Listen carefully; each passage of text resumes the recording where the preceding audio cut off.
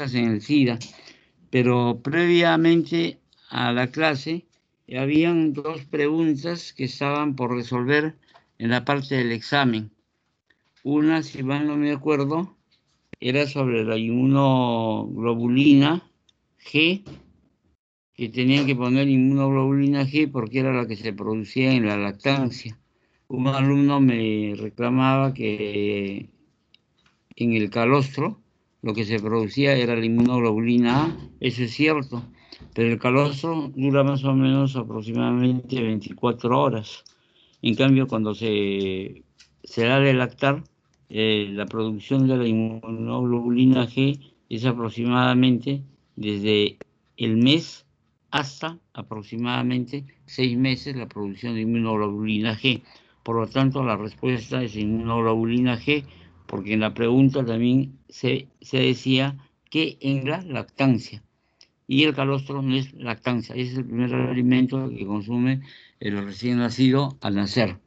La otra pregunta era referente a que si la tifoidea era un bacilo o un coco, pero esa no era la pregunta era si era un gran positivo o era un gran negativo. Y la respuesta era, creo que, no me acuerdo, creo que la última de las respuestas era que habían puesto coco negativo.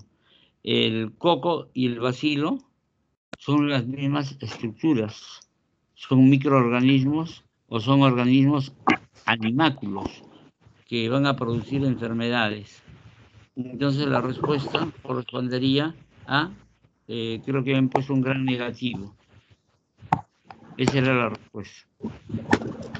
Bueno, si no hay alguna otra pregunta acerca del examen, dejamos por concluido lo del examen y pasamos de frente a hacer la clase.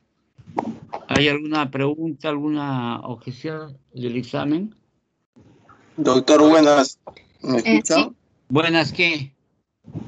Soy alumno Acho. Señor, se Rojas. saluda, buenas tardes, buenos días. No buenas. Buenas. ¿Buenas qué? Buenas tardes, doctor. Buenas Sonso, me Buenas puede tardes, decir, doctor. y yo muy bien acepto. Ya. Sí, buenas tardes, dígame. Dígame. Soy alumno Acho. Soy alumno Acho. Con Echevarría. respecto al examen respecto a la pregunta de la tifoidea, Sí. la pregunta exactamente decía, marque lo correcto de la fiebre tifoidea, ¿no? Que la gente causal es la Salmonella typhi, ¿no? Sí. Y supuestamente la respuesta, entre lo que he enviado, dice que es un coco gran negativo, pero no es un Eso es lo coco, que se ha pues, es un preguntado. bacilo. ¿Cómo?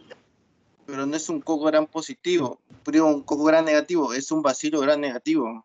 Ya. Y dígame, ¿qué diferencia hay entre un bacilo y un coco, aparte de la parte morfológica? Pero, No, contéstame lo que estoy solamente la preguntando morfología, primero. pero según la literatura, si el libro de Kahneman, el libro de Murray, dice que es un bacilo, Sí. y acá dice que es un coco, y en la diapositiva me dice también que es un bacilo. Bacilo, exactamente. Esa pregunta hay que...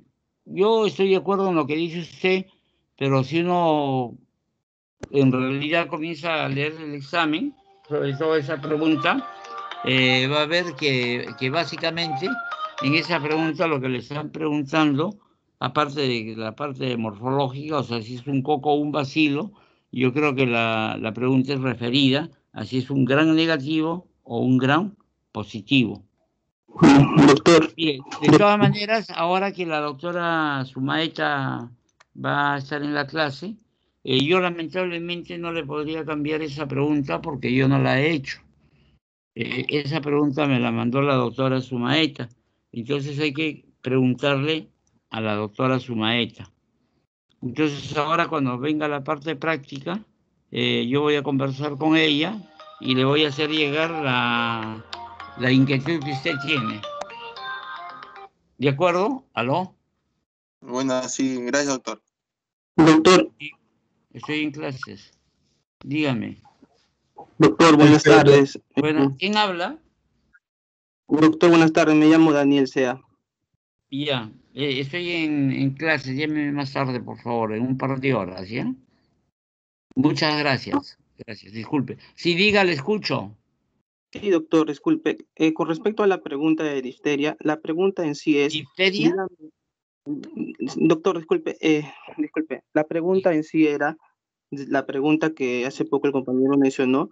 Sí. eh, Dígame usted la causa, a ver, ahí estoy buscando la pregunta. Ahora, Es doctor, la disculpe. última. No, Sí, no, acá no. está. A ver, sí, a ver. A ver, lea la pregunta. Ya. La pregunta dice, doctor, eh, marque lo correcto sobre la Ujú. fiebre tifoidea. Esa es la Ya, pregunta. Marque lo ya, correcto sobre la fiebre tifoidea. ya, Y perfecto. en las respuestas está, ¿afecta ADN? Sí, claro. ¿Es Ya, una fuente de infección de nuevas? O sea, sí, ¿una fuente de infección son el propio enfermo? También. sí, Pero también ya, decía que, y también mencionaba que es un coco, cuando es, doctor, ya, un bacilo. ya, Entonces, perfecto. Perfecto, ¿me escucha? Por favor, mire, esa pregunta es de la doctora Sumaeta. ah, ya, doctor. Entonces, ella es la que tiene que determinar, porque ella me ha mandado la pregunta con la respuesta. No, pero yo como les digo, yo interpreto que lo que la doctora ha querido preguntar si era un positivo o un negativo, porque normalmente cuando uno habla de los gérmenes gran positivos o gran negativos, uno pone en el resultado que si tienen una forma de coco o puede ser en forma de bacilo, etcétera, cosas, ¿no? Pero me parece que ella ha ido a la pregunta por ver si era negativo o si era positivo. De todas maneras, la única que nos puede solucionar ese problema es la doctora Sumaeta. En el Muchas momento de gracias. la práctica yo voy a conversar con ella para explicarle lo que ustedes me están diciendo. De lo otro, sí, de lo que es referente al calostro y a la lactancia, en la lactancia es la inmunoglobulina G y en el calostro es la inmunoglobulina de tipo A. Eso he visto en las diapositivas que el doctor Torres les ha presentado. Ya sé que Sí, en esa pregunta, la única que estaría por determinar sería esa de la tifoidea. muchas ¿De gracias, acuerdo? doctor. Doctor, buenas tardes. Buenas tardes. Le habla el alumno Juan Floriano. Doctor, Ya, disculpe, tengo una consulta de la pregunta 18 de lo que envió sus respuestas, y es sí, respecto en relación al diagnóstico histopatológico de amiloidosis se usa ESEPTO. Eh, ya, Revisando las diapositivas, que esa fue clase dictada por el doctor Vázquez, sí. este, hablan el diagnóstico de amiloidosis, ¿no? Habla de Ujú, la biopsia de grasa del tejido subcutáneo, de las glándulas salivales, biopsia del órgano, ujú.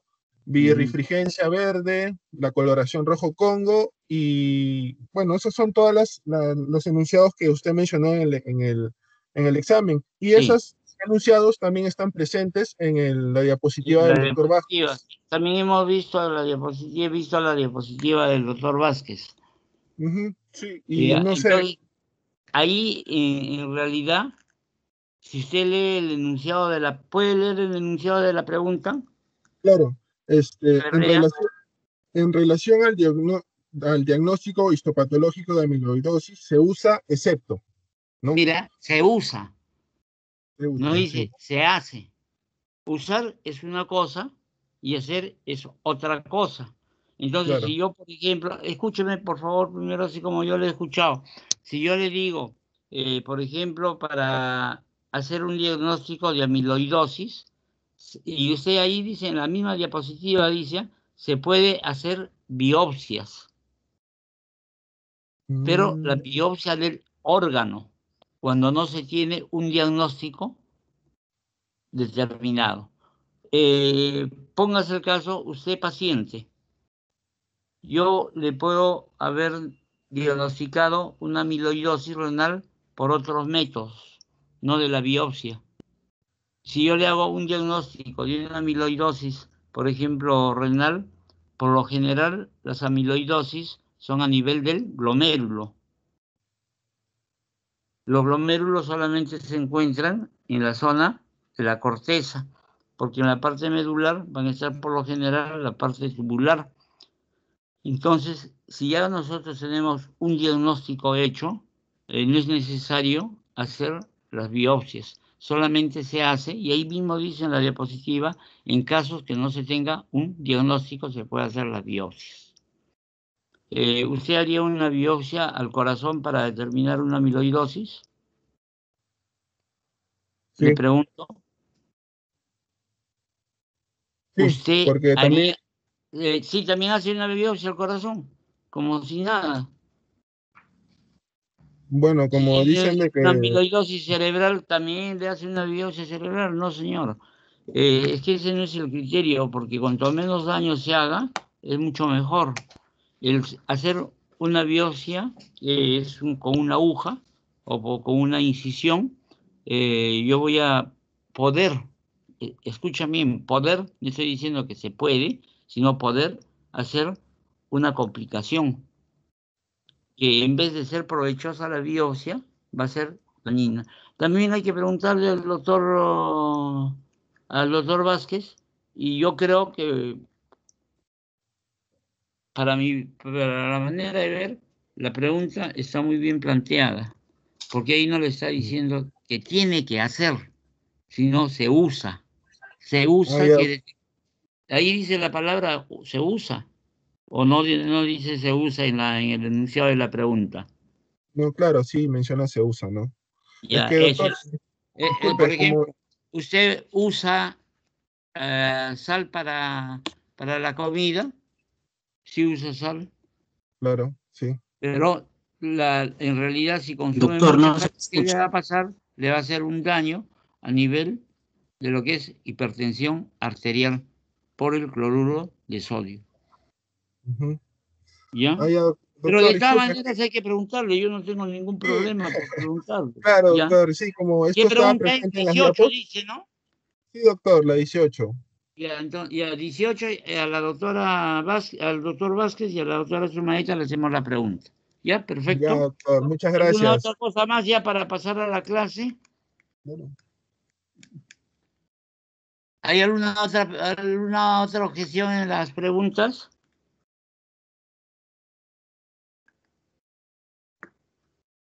¿Aló? ¿Hola? ¿Me escuchan?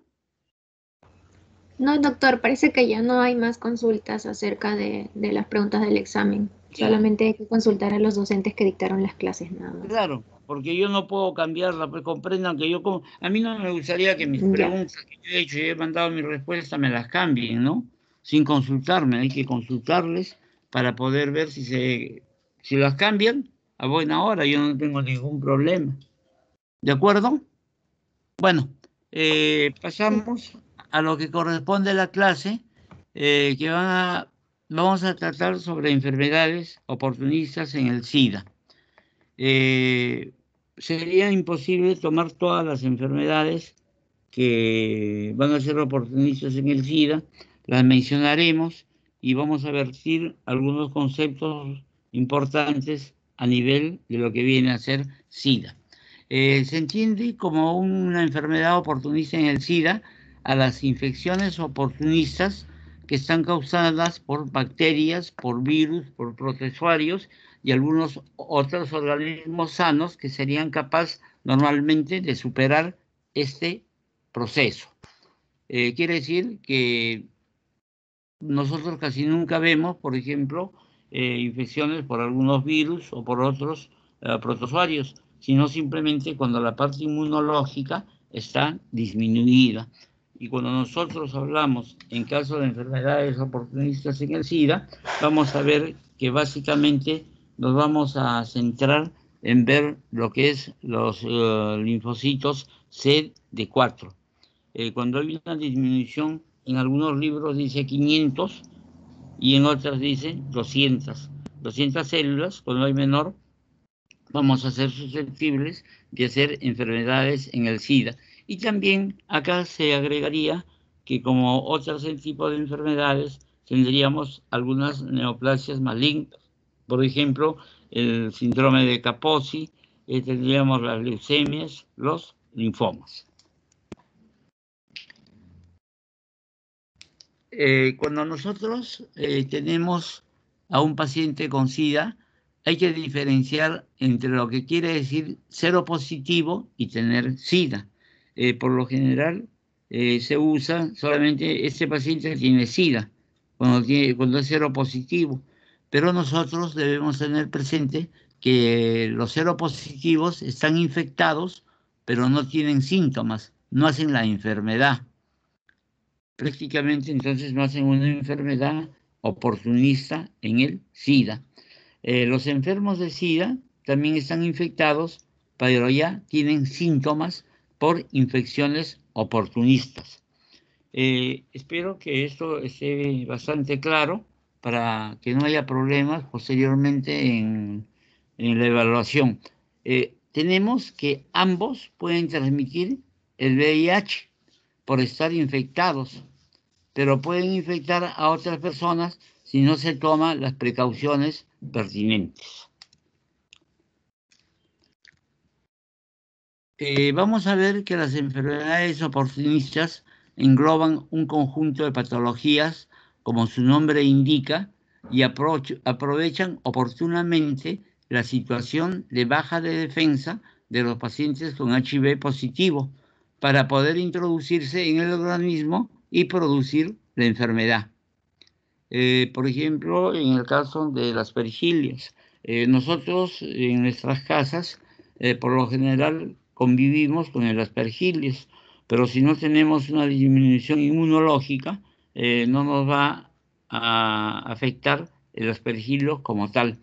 Yo he visto un solo caso de un compañero de estudios que haciendo las prácticas de microbiología se contagió de aspergillosis, pero es muy raro, una de 500.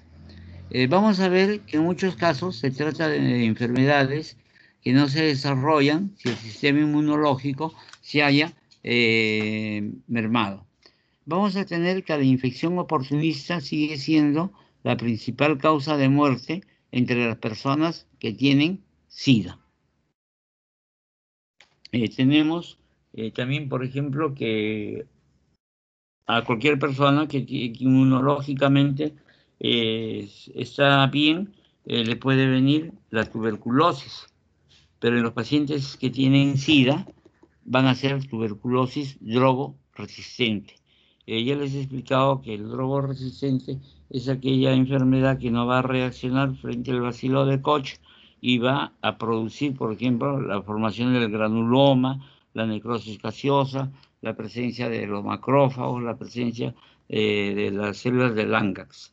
Entonces, cuando se tiene el problema de disminución de la inmunología, como es en el caso del SIDA, vamos a tener que los pacientes hacen una tuberculosis drogo-resistente.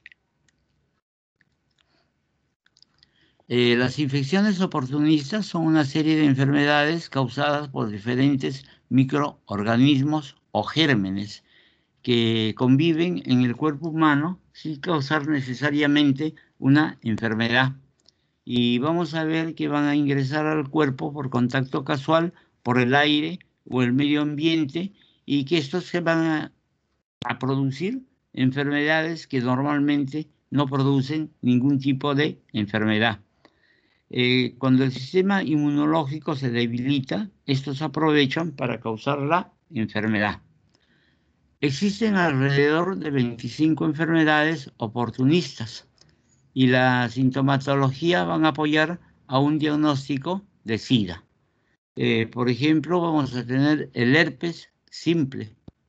Cuando nosotros hablamos del herpes, sabemos que tenemos un herpes zóster y el herpes simple. Por lo general, cuando aparece el herpes zóster, va a ser considerado como una enfermedad paraneoplásica. Tenemos también la sinusitis, las neuropatías periféricas.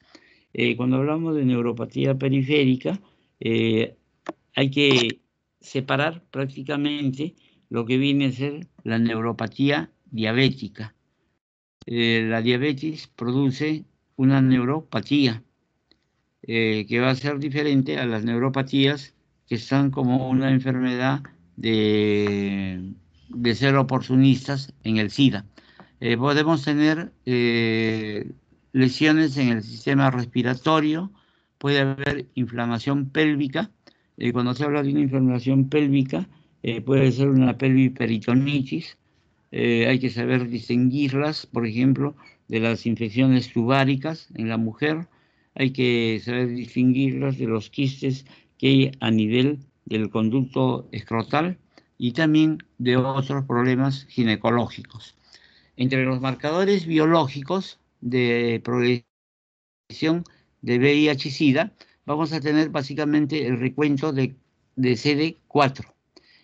Nosotros, para la clase, decimos que son menores de 200.000, pero que no se olviden que en algunos libros dice por debajo de 500.000.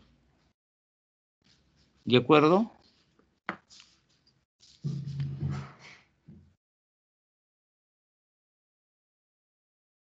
Vamos a ver que el origen de las infecciones oportunistas va a ser una reactivación de una infección latente adquirida antes de la causa más frecuente. Vamos a tener entre las causas más frecuentes la tuberculosis, el Toxoplasma gondii, el Pneumocystis carini, y vamos a tener virus, sobre todo del grupo del herpes. Esta infección puede ser exógena y se va a adquirir por vía digestiva, por ejemplo, el Isospora belli, el Cryptosporidium, y por vía respiratoria vamos a tener al criptococo. Sobre el crecimiento de los microorganismos saprofíticos en la piel, por ejemplo, tenemos la parte de las micosis, sobre todo la candidiasis. Puede ser una candidiasis oral, una candidiasis esofágica, una candidiasis vaginal, y también podemos tener candidiasis a nivel del estómago, a pesar que en el estómago vamos a tener un contenido de tipo ácido. Ciertas infecciones pueden asociarse con frecuencia a los hábitos de algunas personas con el VIH. Por ejemplo, en las endocarditis, con los que consumen drogas parenterales, o sea, las drogas por vía de inyectables. Vamos a tener la tuberculosis con internados a nivel de las prisiones, las infecciones por el CMV en los homosexuales, y muchas veces depende del área geográfica en donde vive la persona o donde haya vivido o haya viajado para contraer enfermedades oportunistas y el SIDA. En este cuadro es muy importante poder verificar los tipos de infecciones, por ejemplo, por virus.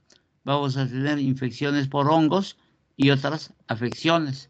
Cuando tenemos las infecciones por virus, vamos a tener el citomegalovirus, que puede afectar a mujeres, a hombres también en las vías urinarias. En las mujeres puede ser conjuntamente con la gestación, e incluso el citomegalovirus puede producirse en el recién nacido. Vamos a tener el herpes simple, la varicela zoster, la leucoplasia pilosa oral, el adenovirus, el papilomavirus y el virus JC. Nosotros vamos a tener que las infecciones por parásitos y los protozoarios, vamos a tener al Pneumocystis carini. El Pneumocystis carini va a producir una neumonía. Vamos a tener la toxoplasmosis. La toxoplasmosis es prácticamente el parásito transmitido por el gato. Esta toxoplasmosis puede afectar al hombre y a la mujer. En la mujer puede producir abortos. En la criptococosis y la criptosporiosis, también la isosporiosis puede dar procesos infecciosos en pacientes que tienen menos de 200 células CD4. Vamos a ver que también, como otras infecciones, puede presentarse cualquier tipo de patología. En la infección por hongos la más frecuente tenemos la candidiasis, o también llamado el muget a la cavidad oral.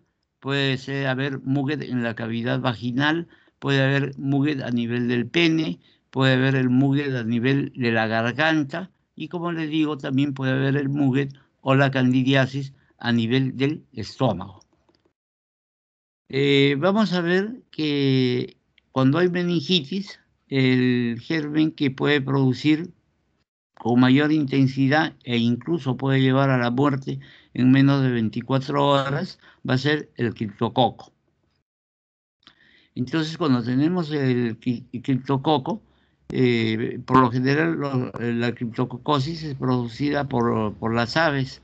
En las excretas cae a la tierra y uno puede inhalarlas y por vía oral puede hacer una infección del criptococo que puede producir una meningitis.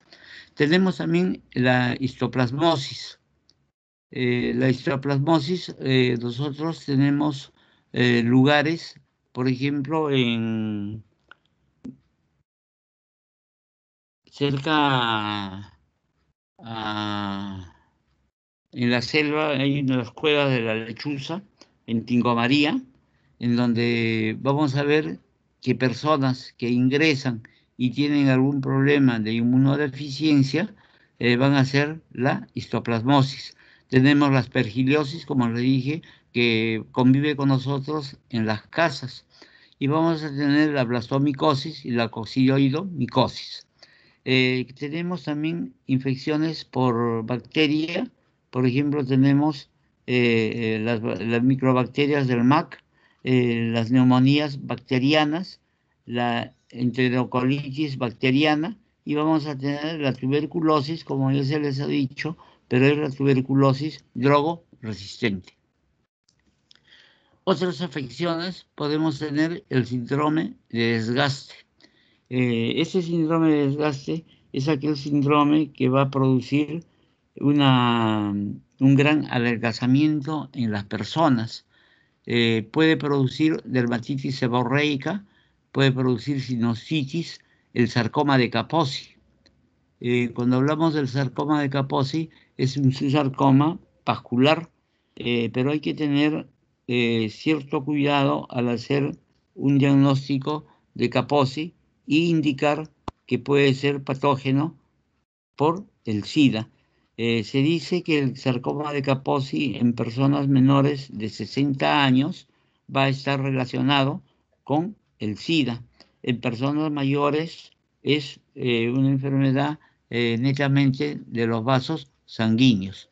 También hay que hacer diagnóstico diferencial con lo que viene a ser la verruga peruana o la enfermedad de Carrión en su fase dérmica.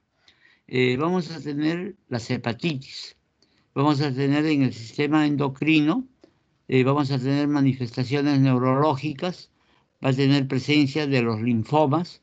Nosotros nos tenemos que acordar que cuando hablamos de los linfomas, hablamos del linfoma no Hodgkin y del linfoma Hodgkin. También tenemos que tener presente los linfomas dérmicos, como es de los dos tipos de sarcoma, de linfomas a nivel de la piel. Tenemos también manifestaciones orales como la gingivitis y las enfermedades periodontales.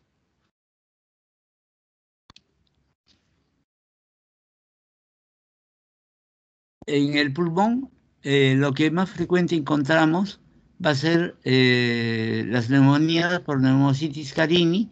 Es una afección pulmonar que afecta aproximadamente entre el 70 al 80% de personas infectadas por el VIH. En la boca vamos a tener básicamente el muget o las candidiasis. Es muy frecuente. Y también a nivel de lo que viene a ser el introito vaginal, la vagina y a nivel del pene. Vamos a ver que en el hígado puede resultar infectado por el Mycobacterium avium. El Mycobacterium avium puede ser intracelular. Esta bacteria es poco común y puede afectar también a los pulmones. También afecta a la médula ósea. Cuando tenemos el cerebro, podemos tener el Toxoplasma gondii, porque el Toxoplasma gondii puede inquistarse a nivel del cerebro, a nivel del ojo o a nivel de los músculos. Es muy parecido a lo que viene a ser el cisticerco. Es un parásito que afecta también a los ojos, pulmones, nervios, causa abscesos cerebrales y puede producir una encefalopatía. Cuando tenemos al colon, el citomegalovirus va a producir colitis, va a ser una infección del intestino grueso. Este virus puede afectar también a los ojos, al esófago y a los pulmones, produciendo una neumonía. En los genitales, la infección por el virus del herpes simple puede producir en los genitales masculinos, en los genitales femeninos, y va a tener una aparición de unas ampollas pequeñas llenas de un líquido. Es tan similar como se presenta el herpes a nivel del labio. Vamos a tener dos formas de este tipo de virus, que vamos a hacer el tipo 1, que va a ser el VHS1 y el VHS2. El tipo 1 se asocia habitualmente a infecciones de los labios y de la boca, y el 2 va a ser a nivel de los genitales. Los tipos de las enfermedades oportunistas puede ser la neumonía por Pneumocystis carini, la tuberculosis, la candidiasis, el CMV, el herpes, las enfermedades por el MAC, la toxoplasmosis, el sarcoma de Kaposi y el criptococo.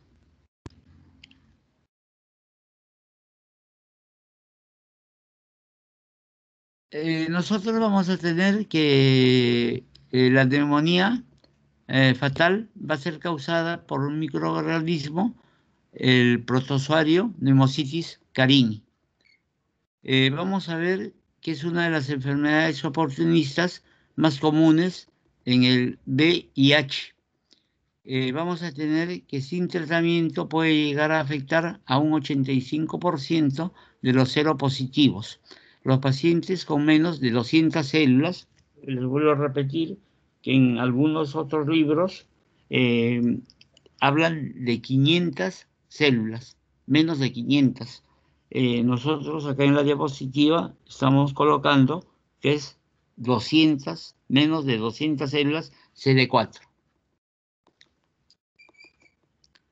Los primeros síntomas, cuando tenemos las enfermedades oportunistas, vamos a tener que va a tener una dificultad para respirar, va a tener fiebre, tos seca y pérdida de peso y sudoración nocturna. A pesar de encontrarse entre las primeras causas de muerte en los pacientes con SIDA, es una enfermedad que puede tratarse y resultar prevenible. La que causa mayor cantidad de muertes en un paciente sidoso, o sea que ya está teniendo una disminución de 200 células CD4, va a ser la tuberculosis drogo resistente.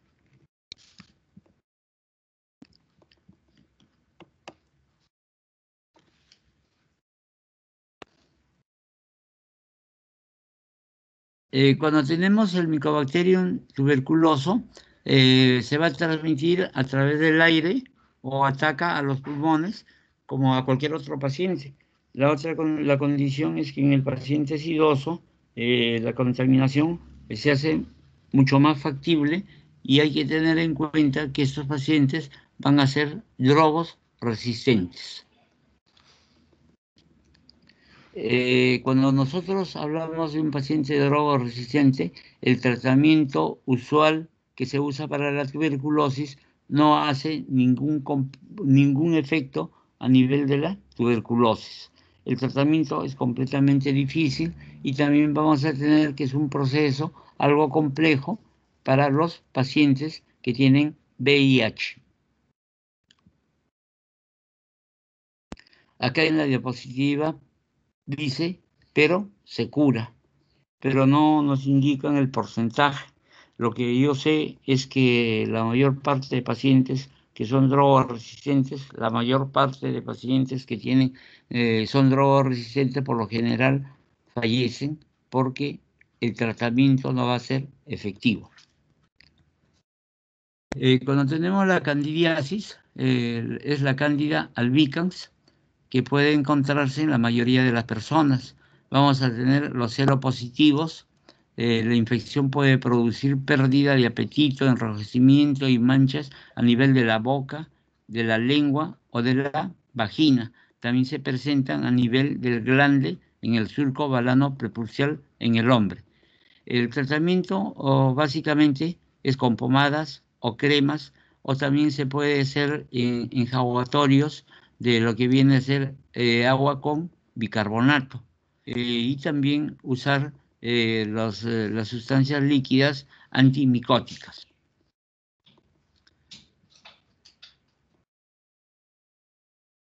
Los niveles elevados de azúcar pueden también favorecer a la presencia de la cándida. Cuando ustedes tengan a una persona, a una dama, que le detectan micosis, teniendo aparentemente unos cuidados de higiene adecuados, nosotros inmediatamente debemos pensar que ese paciente puede ser un paciente diabético. En la diabetes se presenta con mucha facilidad la cándida.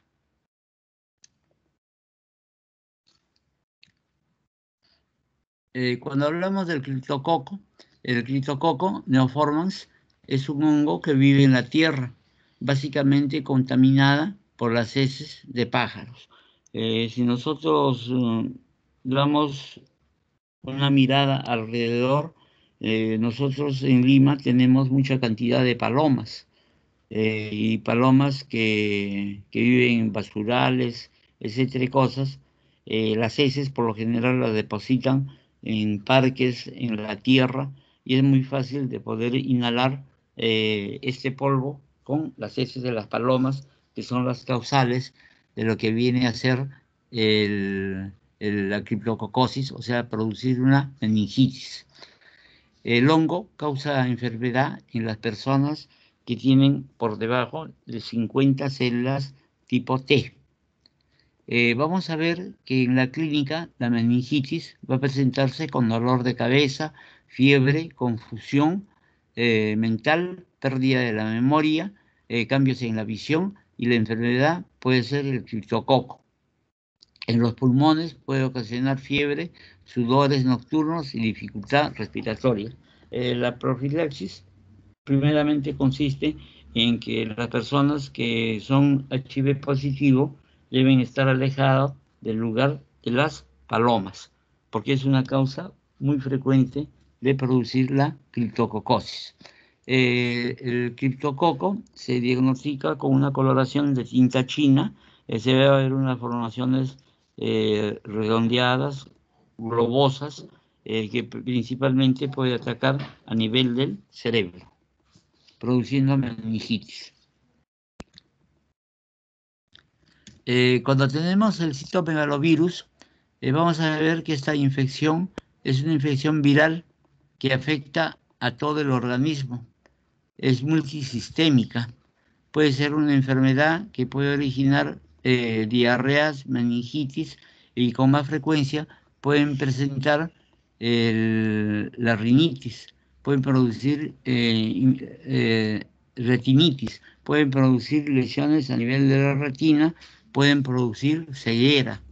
No sé, aproximadamente un 90% pacientes se presentan en pacientes con HIV, pero también se puede presentar por una zoonosis, que es el gato, en pacientes que no tienen HIV y producen también las mismas lesiones antes mencionadas.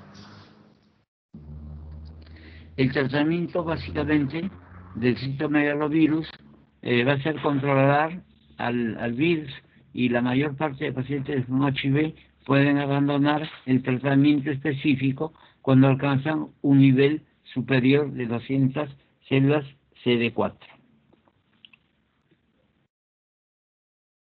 El virus del herpes simple puede provocar lesiones de tipo oral y de tipo genital.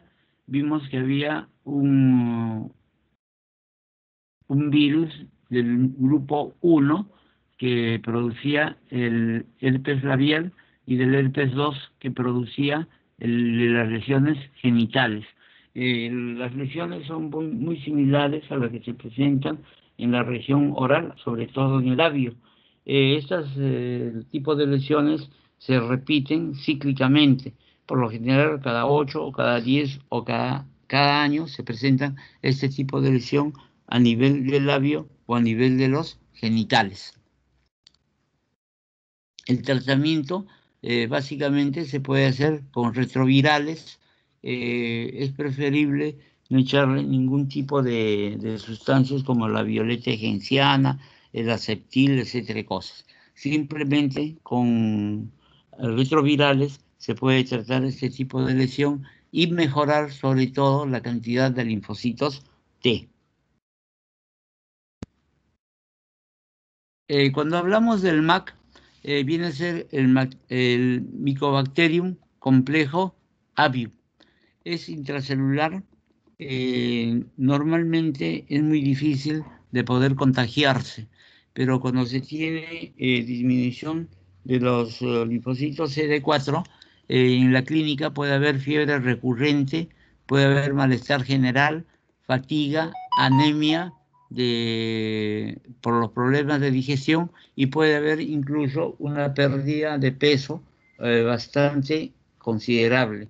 Y la pérdida de peso es en muy poco tiempo. En las infecciones por el MAC se puede mostrar con cierta probabilidad entre los seropositivos con cantidades de CD4 por debajo de 50.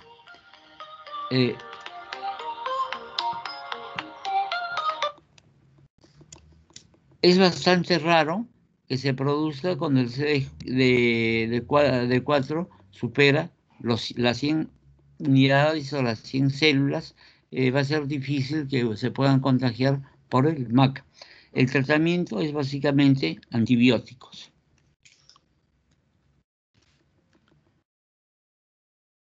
Cuando tenemos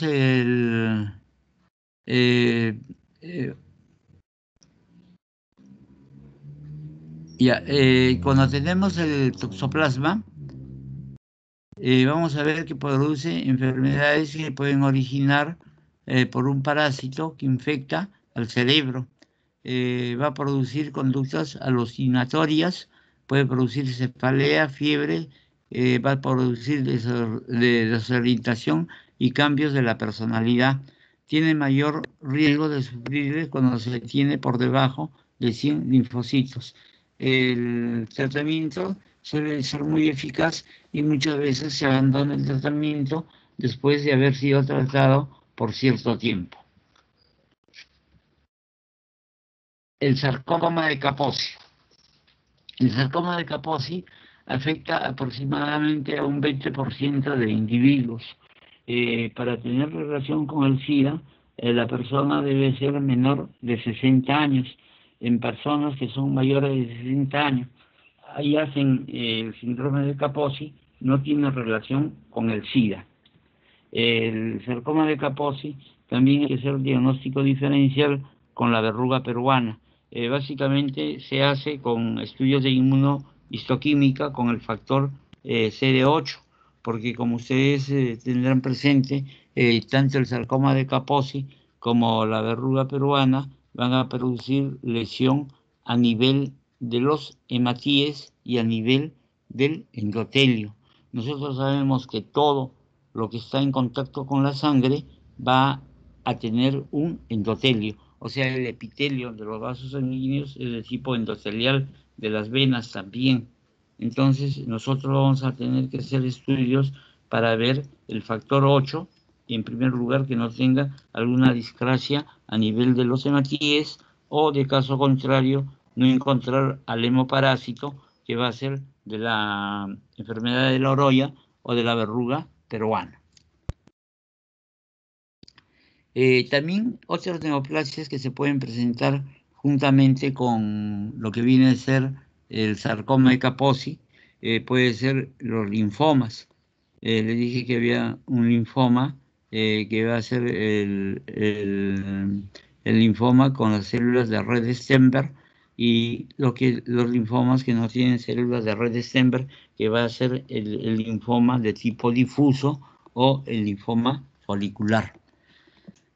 Vamos a ver que también las leucemias, la leucemia linfoide crónica o las que se reagudizan, que tienen muy mal pronóstico, pueden estar presentes en pacientes que tienen problemas de HIV.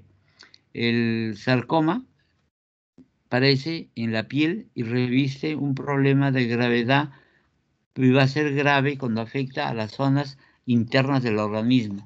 Así como el sarcoma de Kaposi se presenta a nivel de los miembros inferiores con mayor frecuencia, puede aparecer a nivel del hígado, a nivel del cerebro. Entonces va a producir complicaciones porque puede sangrar y va a dar lesiones de hemorragias.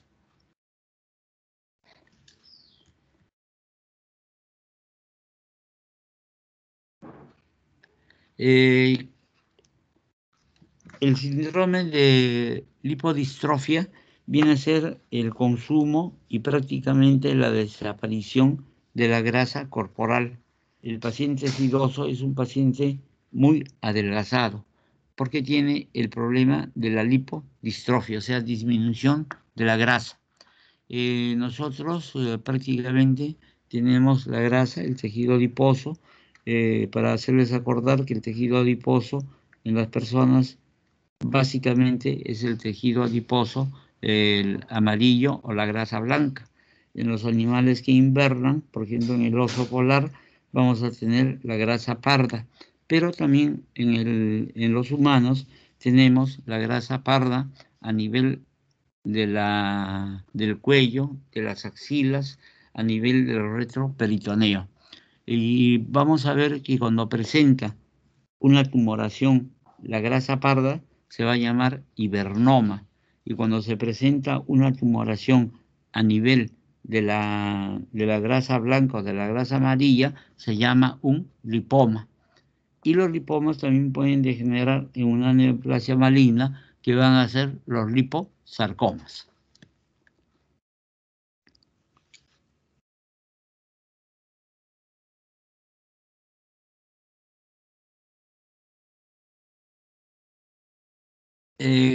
Otro tipo de enfermedades que tenemos la histoplasmosis, que es una enfermedad por un hongo, también producida por las aves y por el excremento de los murciélagos. Tenemos el LMP, que es una enfermedad del sistema nervioso. Puede producir demencia, puede presentar confusión mental. Después tenemos la criptosporidiosis, que es una enfermedad ocasionada por un parásito que vive en el agua contaminada.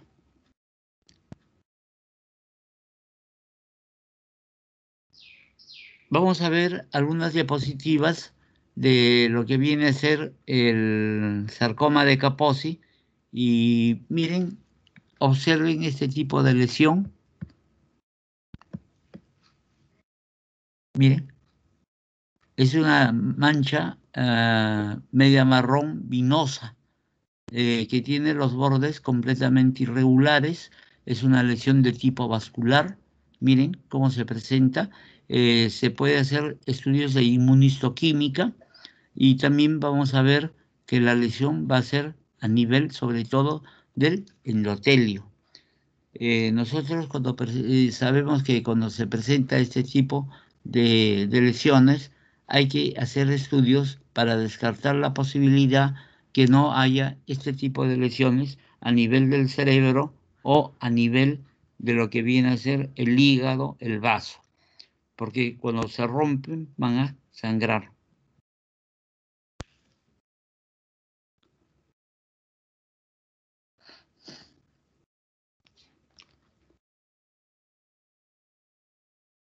Bueno, ¿tienen alguna pregunta de lo que acabamos de hacer? Hola, ¿tienen alguna pregunta?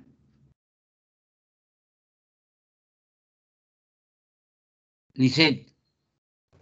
Sí, doctor, sí se le escucha. Parece que no hay consultas. ¿O se han ido? No, sí, están Por conectados mis favor, hay que compañeros. pasar lista, ¿ya? Por Sí, favor, están ya, conectados ya. 87. Ya, muy bien. Faltan entonces 10 o 9, creo, ¿no? Vamos a ver que la otra entidad que vamos a tocar va a ser la verruga peruana.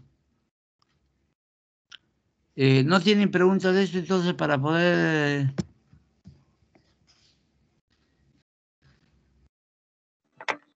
Buenas tardes, doctor, ¿cómo está?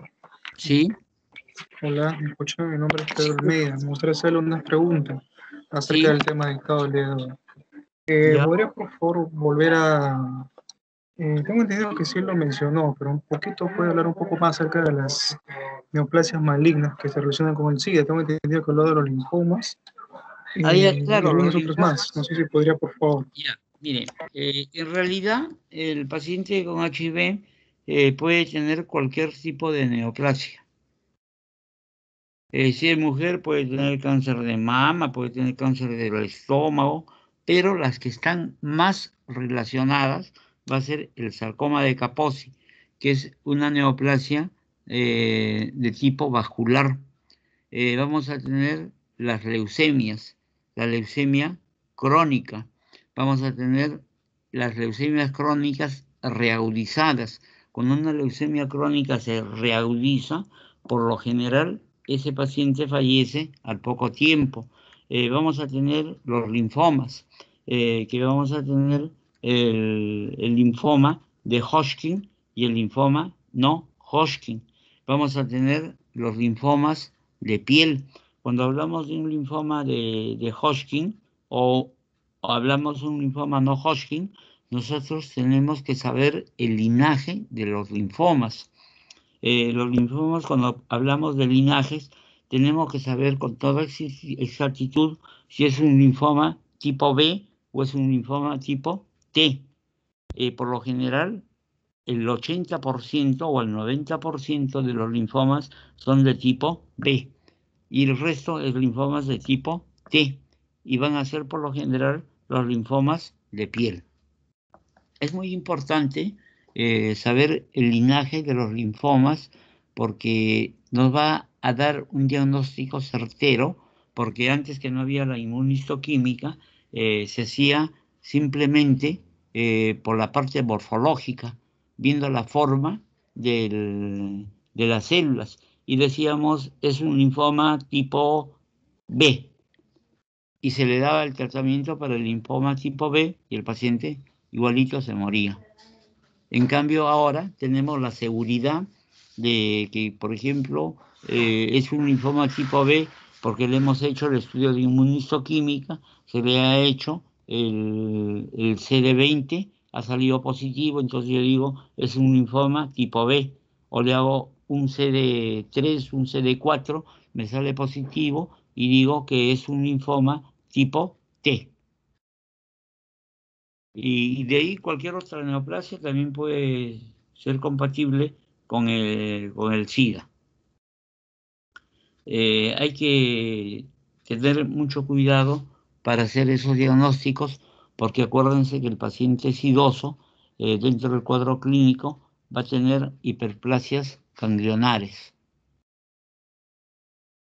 Y nosotros sabemos que el diagnóstico se hace haciendo una biopsia de un ganglio linfático. Lógicamente que también hay linfomas extranodales, o sea, linfomas que no se encuentran a nivel de los ganglios linfáticos. Por ejemplo, el linfoma cerebral. Pero para que exista un linfoma cerebral, tenemos que demostrar que ningún ganglio debe tener linfoma, porque si se tiene un ganglio con linfoma, ya el linfoma cerebral no sería primario, sino sería un linfoma secundario. ¿Está conforme con la respuesta? Sí, doctor, me gustaría hacer una segunda pregunta, ¿podría? Sí. Acerca de, bueno, A ver, acerca de la sesión, bueno, se mencionó una parte de lo que es el síndrome paraneplásico y su relación de repente con el herpes zóster. No ya. sé si podría de repente hablar un poco más sobre ello. Las lesiones paraneoplásicas son lesiones que no son neoplasias, pero después de haberse presentado la enfermedad, al poco tiempo puede aparecer un cáncer. Y por ejemplo, eso es el herpes zóster. El herpes zóster es el herpes que se presenta a nivel del espacio intercostal. Es muy doloroso porque va a tomar los filetes nerviosos. Entonces, cuando uno tiene un herpes de ese tipo, debe hacerse un chequeo para poder determinar si hay o no hay alguna neoplasia en cualquier parte del cuerpo, principalmente a nivel del pulmón, a nivel del hígado. Eso es un síndrome paraneoplásico. O sea que se adelanta a la neoplasia. Pero no crea que porque le vino herpes ya necesariamente va a tener el cáncer posteriormente. Nosotros hay que comprender que en medicina no hay nada absoluto, ¿no?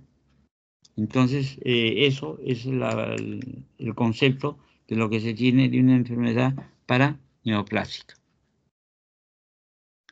¿Alguna otra pregunta? Para pasar al segundo tema. Sí, doctor, buenas tardes. Soy Abigail Manco. Sí, dime, Abigail. ¿Todos los síntomas que va a presentar un paciente con SIDA van a ser producto de las enfermedades oportunistas que presente? ¿O hay No, síntomas propios no. del... El SIDA tiene una sintomatología propia, pero también va a ser una sintomatología poliorgánica. No solamente ataca a un órgano. El SIDA te puede atacar al sistema nervioso, te puede atacar al sistema linfático, te puede atacar a la parte hematológica, te ataca al pulmón, al estómago, al hígado, a todos los órganos, ¿no? Entonces, ¿qué es lo que pasa?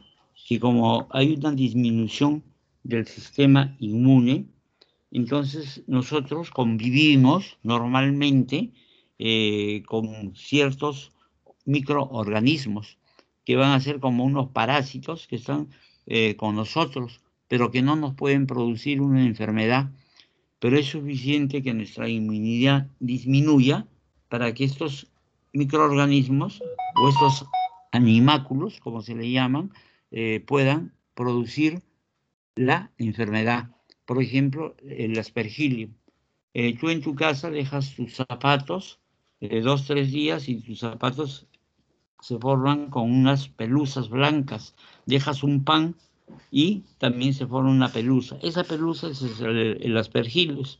Nosotros cuántas veces habremos comido hasta alimentos que guardamos y que tienen esa pelusa, ni cuenta nos damos y no nos produce ningún tipo de enfermedad. Pero cuando tienes la inmunidad disminuida, eso te puede producir una aspergiliosis o te puede producir cualquier tipo de enfermedad. Nosotros, por ejemplo, cuando subimos a un ómnibus, a un micro, estamos en contacto con tantas personas que pueden ser tuberculosas y no siempre nos contagiamos de tuberculosis. Tenemos que tener alguna deficiencia de tipo inmunológica o de tipo constitucional para poder hacer la enfermedad. Entonces, las cosas clásicas que se ven en el SIDA, primeramente vamos a tener que el color de la piel se va a formar, va a dar un color medio terroso, va a aparecer lesiones dérmicas, puede aparecer lesiones herpéticas, puede aparecer el muget o puede aparecer lo que llamamos la candidiasis. En la mujer que aparezca, por ejemplo, una candidiasis a nivel vaginal.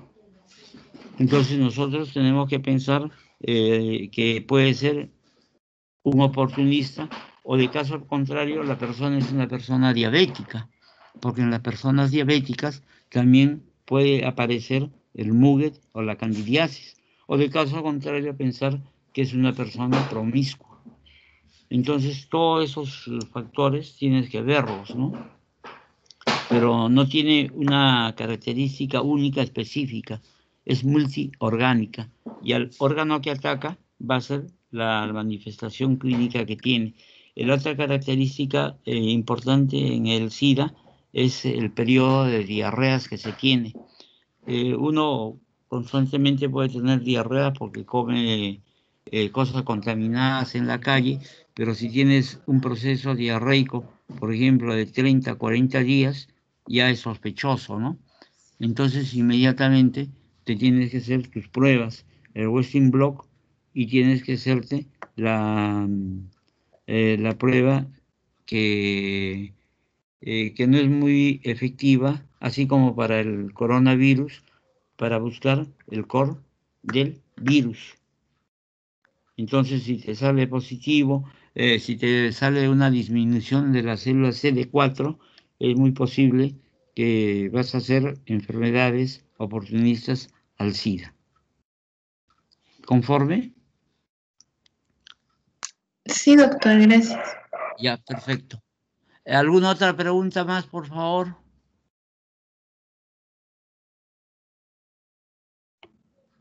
Ya, voy a pasar al segundo tema que corresponde.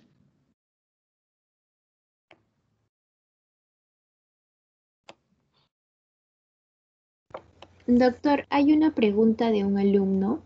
Ya que la haga nomás, pues antes de empezar. Doctor, una Ya, consulta. este, Buenos días. Sí, dime. Creo que es otro compañero, pero yo también tengo otra pregunta.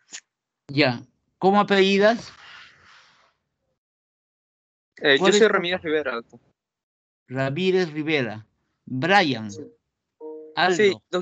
doctor, Ya, dime.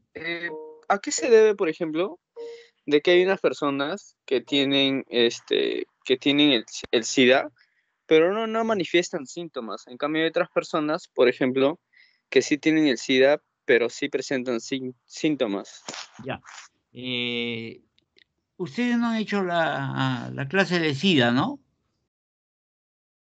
Sí, lo hicimos en el tema de El seminario. inmunodeprimido. Ya. Bueno, mira, tú te puedes contagiar con el SIDA. Tienes al virus del SIDA, pero no haces la enfermedad. Estás en un periodo de ventana, que en cualquier momento puedes debutar haciendo una enfermedad oportunista. En ese momento que haces la enfermedad oportunista, te conviertes en un paciente sidoso. Mientras tú tienes el virus del SIDA y no haces la enfermedad, estás en el periodo de ventana, o sea, eres un portador del SIDA, que sí puedes contagiar, pero no tienes ninguna sintomatología. ¿Me comprendiste o tienes alguna duda? No lo entendí muy bien, doctor. Por favor, ¿podría repetirlo un poco mejor? A ver, voy a tratar de aprender a hablar. Mira, cuando una persona se contagia con el HIV, puede tener un tiempo, que ese tiempo puede ser 2 meses, 3 meses, un año, como en periodo de ventana. ¿Qué quiere decir el periodo de ventana? El periodo de ventana quiere decir el lapso que tú estás conviviendo con el virus, pero no has hecho la enfermedad sidosa. Porque para que te digan que tienes la enfermedad del SIDA, que eres sidoso, tienes que ser una enfermedad oportunista. O sea, quiere decir que tus linfocitos CD4 tienen que disminuir por debajo de 200. Entonces, hay cantidades aproximadas que te dicen, por ejemplo, el citomegalovirus es hasta más de 10 virus no te da el citomegalovirus. De 10 células CD4. El hecho que tú estés en periodo de ventana, como te repito, no vas a dejar de contagiar a otra persona. Tú puedes contagiar porque tienes el virus latente. Lo que pasa es que tu organismo se está defendiendo y todavía no hace los oportunistas con el SIDA. Cuando haces oportunistas para el SIDA, vas a dejar el periodo de ventana y vas a ser un paciente sidoso. Pero por lo general que sale positivo en los análisis, en el Western Blot, etcétera, cosas, entonces ya te dicen, tiene SIDA. No es que tiene SIDA, sino estás contaminado por el virus del SIDA. Esa es la razón. Doctor, entonces todo depende de las enfermedades oportunistas, ¿no? Para manifestar la enfermedad del Todo SIDA. depende de tu CD4. Bueno, claro, eso también. Eso es Ya, básico, doctor, porque gracias. si tú tienes una buena cantidad, no vas a enfermar de los oportunistas. El valor normal es aproximadamente 1.400 células. Claro. ¿Quién quería hacer otra pregunta? ¿Alguna otra pregunta, por favor? Sí, el alumno Almeida, solo que parece que se le ha ido su audio, pero lo ha escrito en el chat. Dice, ¿hay alguna forma rápida de diferenciar un sarcoma de Kaposi con la verruga? Claro, por supuesto. Les dije, creo que se hacía un factor 8. El factor 8 va a salir positivo en la verruga peruana. Y es más, para la verruga peruana, nosotros vamos a ver los hemoparásitos, que el hemoparásito es el bacilo. Lo que hay que tener cuidado es de no confundir, por ejemplo, hay una enfermedad que se produce en la selva, que produce temblores, que se le llama terciana, me acuerdo de todo menos el nombre que es eh, que es producida también por la picadura de un mosquito, que también hay hemoparásitos, pero son diferentes. Entonces hay que hacer diagnóstico diferencial entre la verruga peruana y ahorita me acuerdo el nombre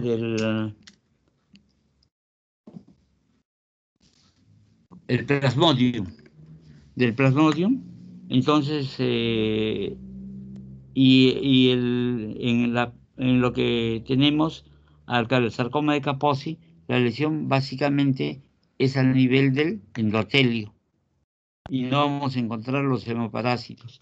Yo tuve un caso en Chiclayo cuando hubo el, el conflicto con el Ecuador, en donde a los soldaditos los llevaban a Chiclayo pensando que tenían plasmodium y les daban el tratamiento y llegaron a Chiclayo con una hemoglobina de 2.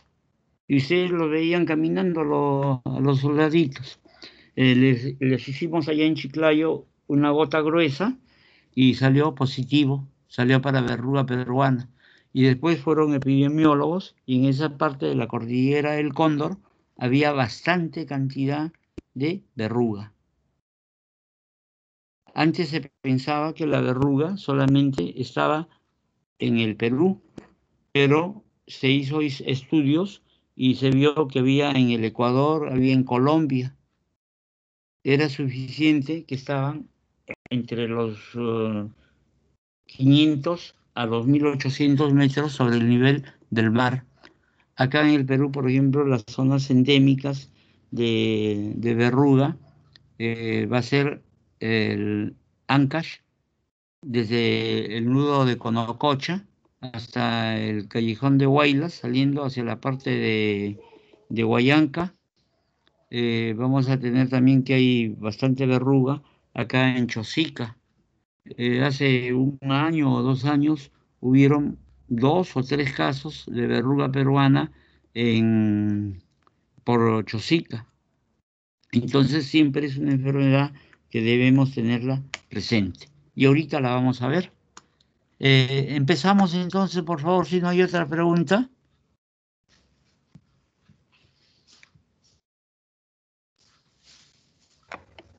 Parece que no. Floriano Infantes, ¿vas a preguntar porque tu mano la has levantado? No sé si va a preguntar o si no A ver, para continuar con el profesor. ya que pregunte de una vez para empezar, por favor.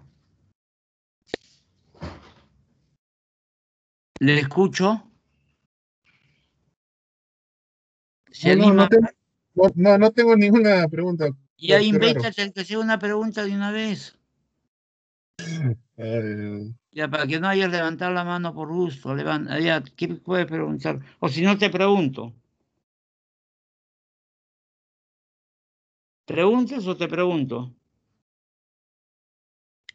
Ya, doctor, Ya aquí. respecto a los pacientes con SIDA, ¿no? En la fase terminal, eh, ¿cómo se encuentran los CD4, los linfocitos CD4? Ya creo que estarán menores a 200, ¿no? Supongo. No, o sea que, miren, de acuerdo al tratamiento, y el tratamiento ha sido en base a eso. Tú sabes que ahora se les da tratamiento a los pacientes que tienen SIDA y la evolución va a ser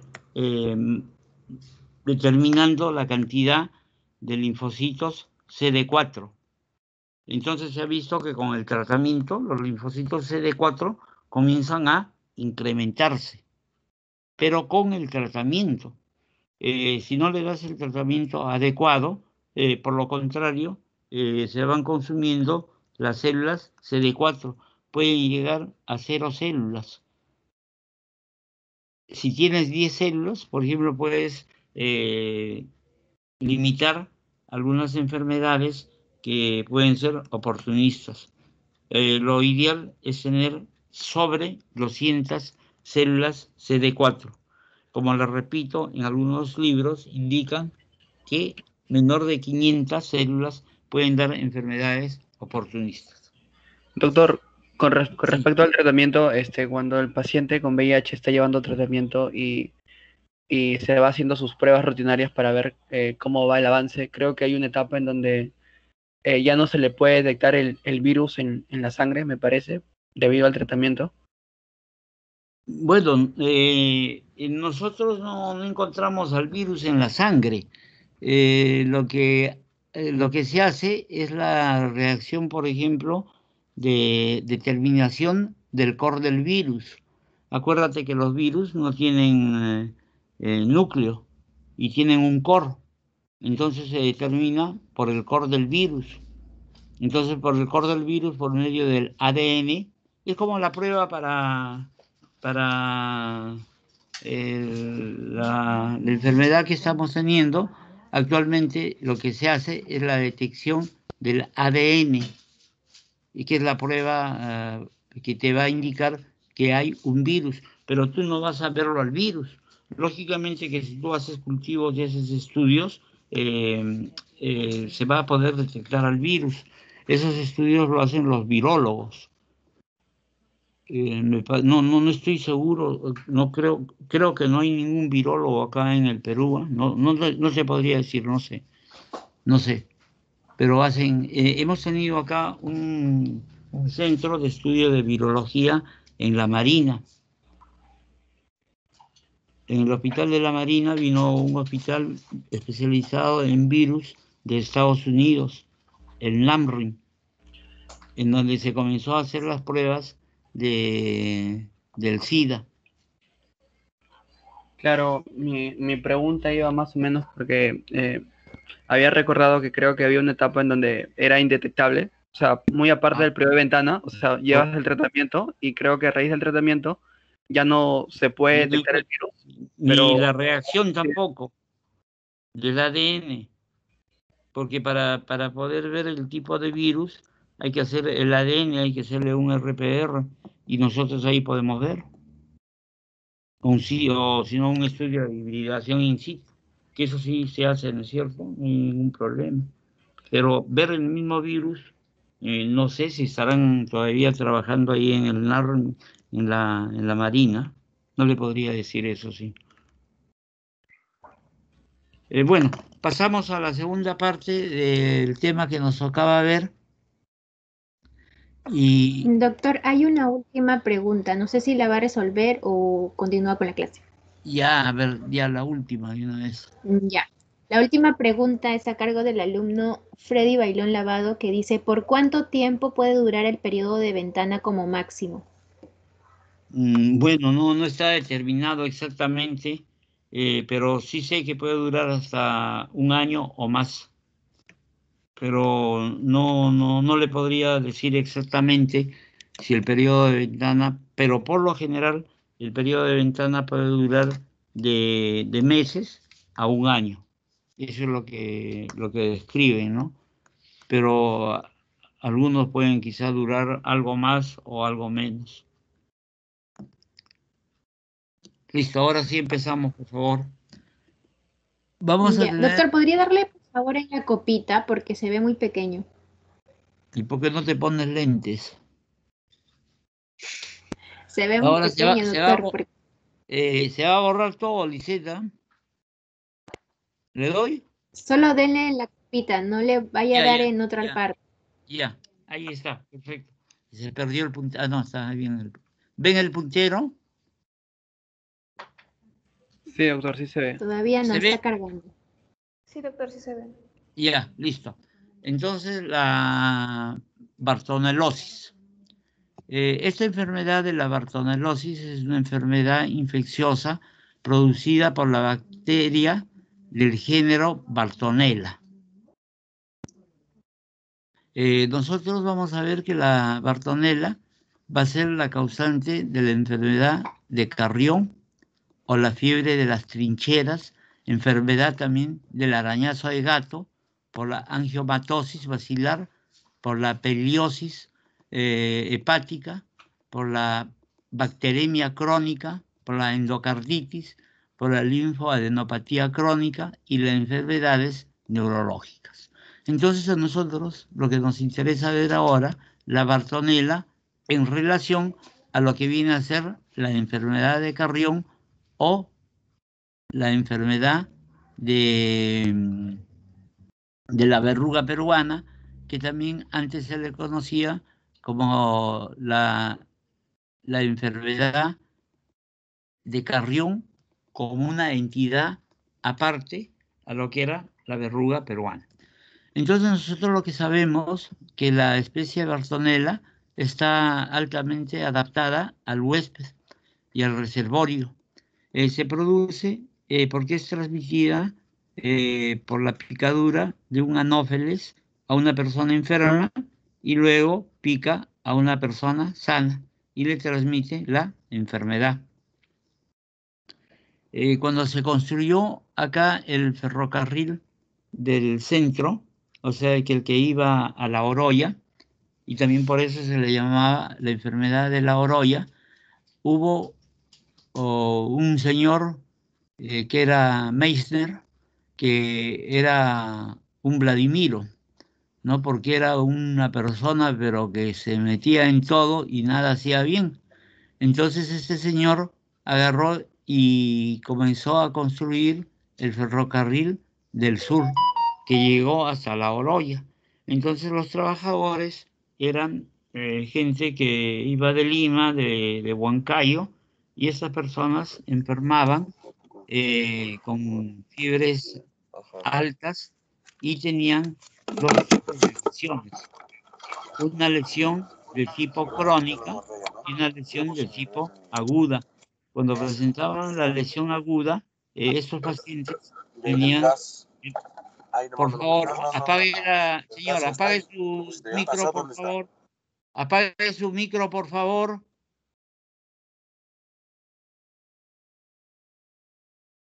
Entonces, la fase aguda consistía en que el paciente hacía anemias muy severas y esas anemias les producían muchas veces las muertes. Hubieron mucho muerto por esta enfermedad y después tenían las lesiones crónicas, las lesiones cutáneas. Que estas lesiones crónicas o cutáneas perduraban por años y luego desaparecían sin dejar ningún tipo de secuela. La Bartonella va a ser de la clase Proteobacteria va a ser del reino procariota, va a tener una familia, la Bartonelliaceae, va a ser de género Bartonella, va a ser una bacteria gram negativa, tinción que se puede hacer con un gram, ¿no? Pregunta también del examen, y yo creo que en ese sentido ha sido la pregunta. Vamos a preguntar ahora.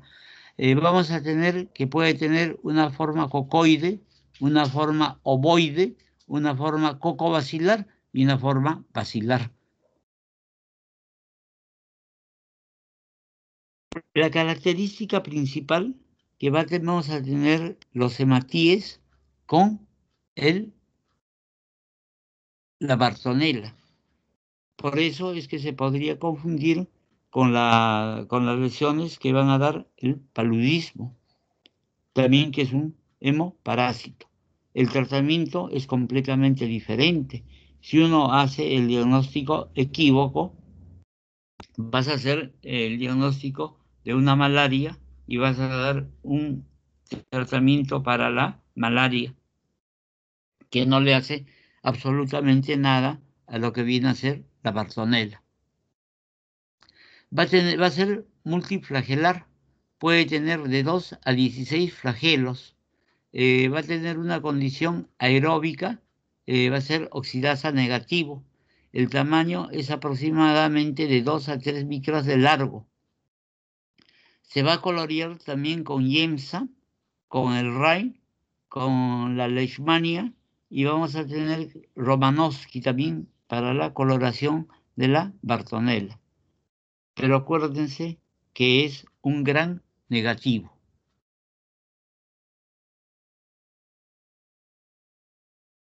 Vamos a ver que los métodos de diagnóstico, vamos a hacer un frotis, una gota gruesa, puede haber un cultivo y vamos a tener que básicamente en los verrucomas o en las lesiones dérmicas, cuando hace uno un estudio, va a encontrar a las Bartonellas.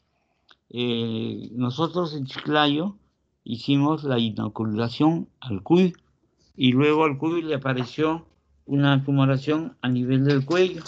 Lo sacrificamos al cuy y hicimos el estudio histopatológico de la tumoración y encontramos que eran Bartonellas.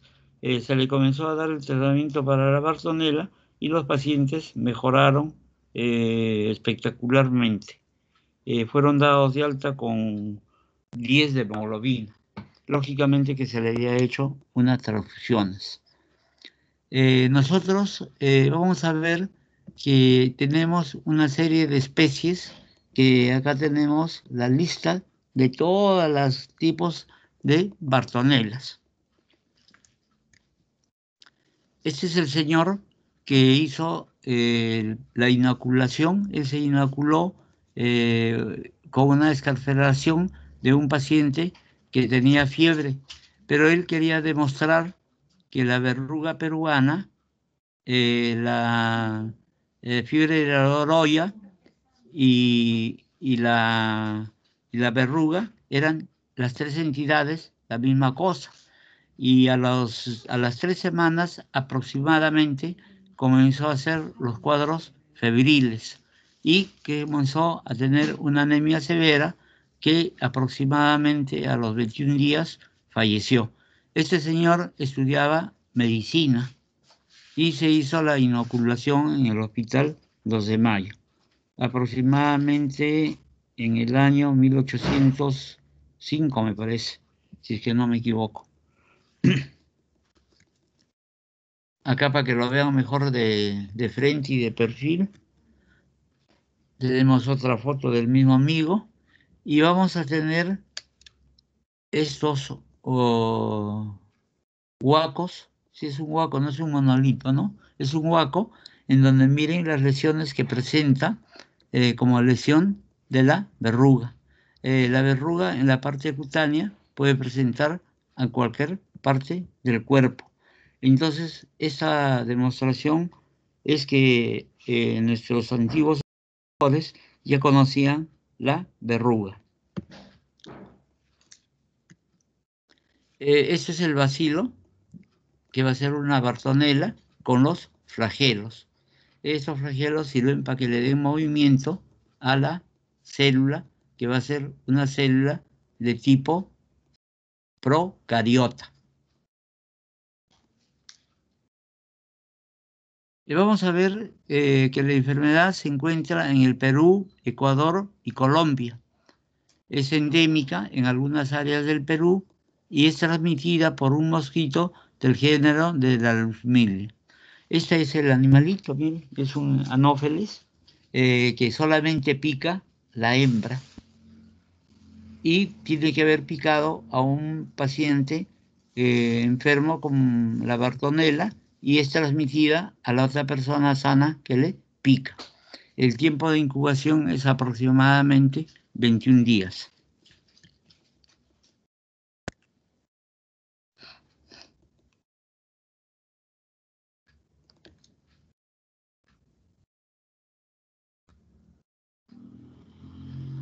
Bueno. Vamos a ver acá si nosotros observamos, estos van a ser los hematíes, miren, y dentro del hematíe va a estar el hemoparásito. Se tiene que ver con las coloraciones especiales. Este es un azul de Prusia, en donde no solo, perdón, esta es una coloración en donde es difícil de poder observar la parte de los hemoparásitos. Los hemoparásitos van a producir la lisis de los hematíes y por eso es la razón de la anemia que se presenta. Y se presenta una anemia bastante severa. Esa es la fase aguda, es la fase hemática. Y vamos a tener la fase cutánea, que va a ser la fase crónica.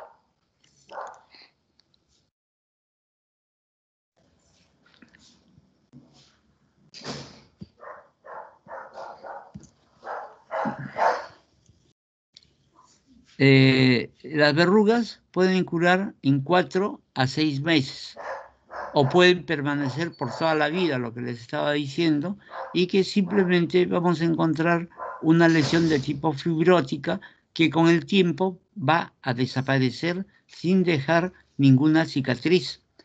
Los síntomas van a ser sangrado de las verrugas, puede tener fiebre, malestar, artralgia, anorexia, mialgias, o sea, dolor de músculo, palidez y una linfoadenopatía. Vamos a ver que va a haber hepatoesplenomegalia.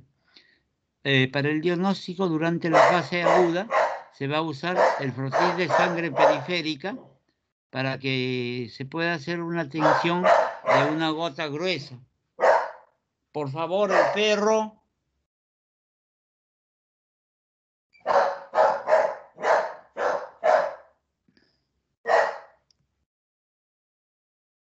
Vamos a ver que en el diagnóstico lo usado es la coloración de IEMSA. Se puede hacer hemocultivos en agar y puede ver también el Western Blot. Vamos a ver también que se puede hacer estudios de microscopía electrónica, en donde se ve muy claramente la diferenciación con el sarcoma de Kaposi.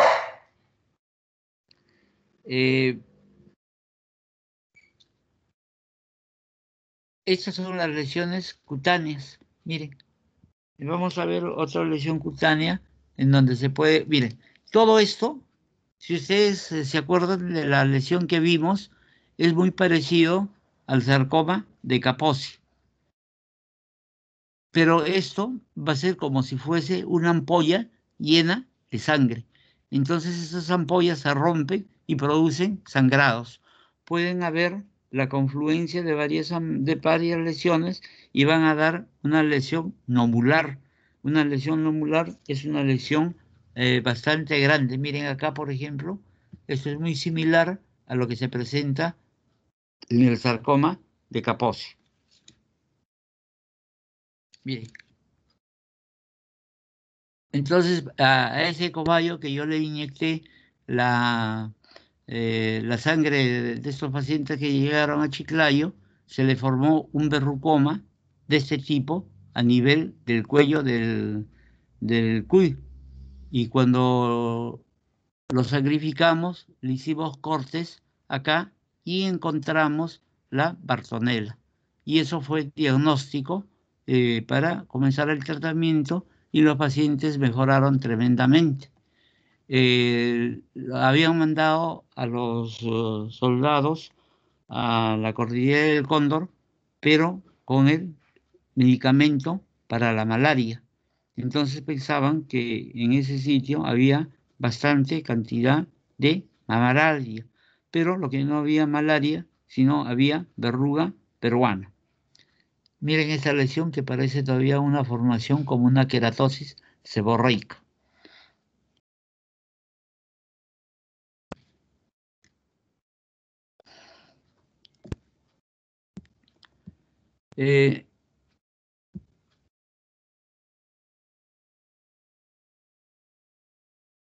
Ahora sí se fue la señal. Ya, nuevamente, felizmente regresó. Entonces tenemos que acá tenemos la señal de la lesión que viene a ser la fase cutánea. Doctor, disculpe, Dime. ¿me escucha? ¿Sí? Doctor, parece que ha dejado de compartir su diapositiva. Ah, ya. Entonces tengo que volver a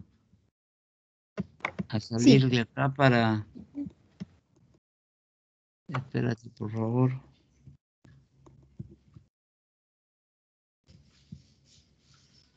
Pero no tengo la manera de salir. Tendría que regresar a... no me Sí, escucho, ingrese ¿no? nuevamente a la reunión.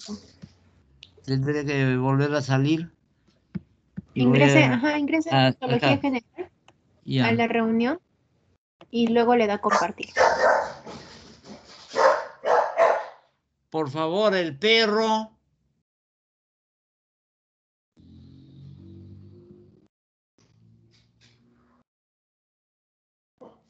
Ya. Espérate.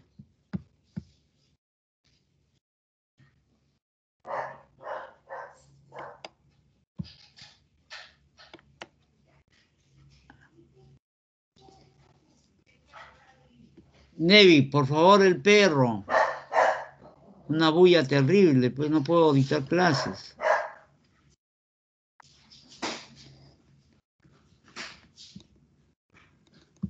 Ya, disculpen, por favor.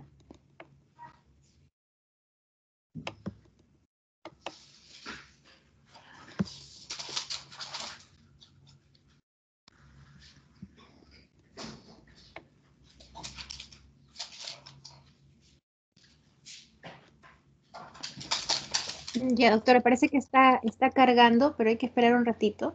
Ya, perfecto, para poder agrandarlo.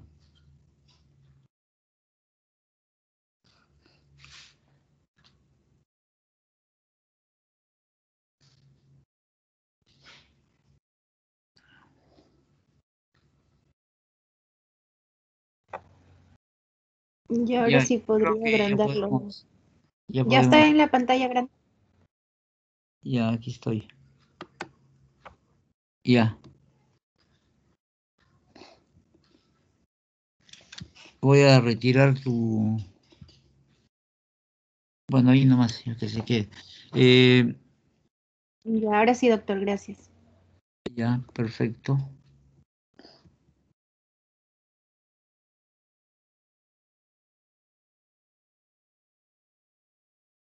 Estos son los verrucomas, ¿no? Ya eso hemos visto. Vamos a ver que de acuerdo a las normas establecidas por el MINSA, el manejo de las diferentes etapas y grados de severidad de la enfermedad de Carrión están señaladas en la norma técnica, ¿no? Y bueno, ponen ahí un número, pero esta norma técnica, casi después de 100 años, se dio, o más, en el año 2003. Vamos a ver que se debe usar los medicamentos de primera línea. Se va a ver que la bartonelosis aguda, no complicada, se va a usar el ciprofloxacino de 500 miligramos cada 8 horas. Vamos a tener también que se puede usar la amoxicilina, el clorotrimazol y el ácido clavurónico. En la bartonellosis aguda, grave, complicada, dependerá del paciente, si es paciente gestante o no.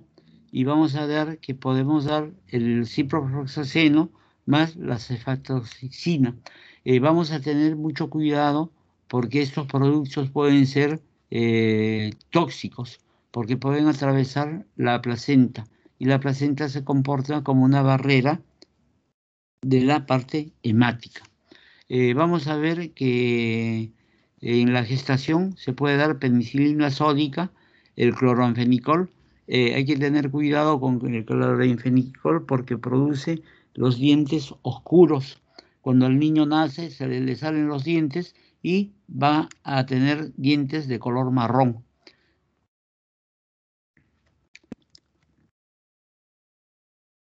Bueno, eso es todo lo de verruga peruana. Y ya tengo listo también para la tuberculosis. ¿Alguna pregunta? ¿Me escuchan? Hola. Hola. Sí, doctor, sí se le escucha. Ya. Acabamos. ¿Alguna pregunta, por favor, acerca de bartonellosis o de la verruga peruana?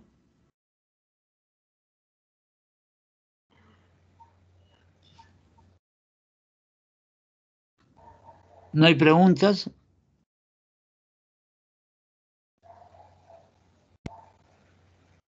Ya, perfecto.